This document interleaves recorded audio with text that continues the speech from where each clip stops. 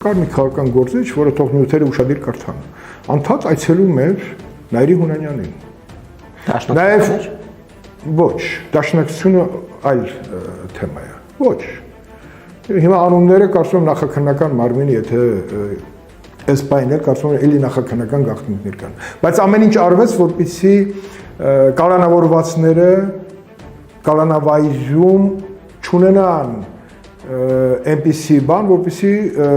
քննիչը կարողանա նրանցից համապատասխան հարցերի միջոցով ստանա լրացուցիչ ապացույցներ։ Օրինակ Ալիկ Հարությունյանը, Ալեքսանդր Հարությունյանը, նախագահի Ռոբերտ Քոչարյանի աշխատակազմի ղեկավարը պետք է հարցաքննվեր եւ իրիկուն իմանանում էին, որ առավոտյան պետք է քննիչ օգտագործի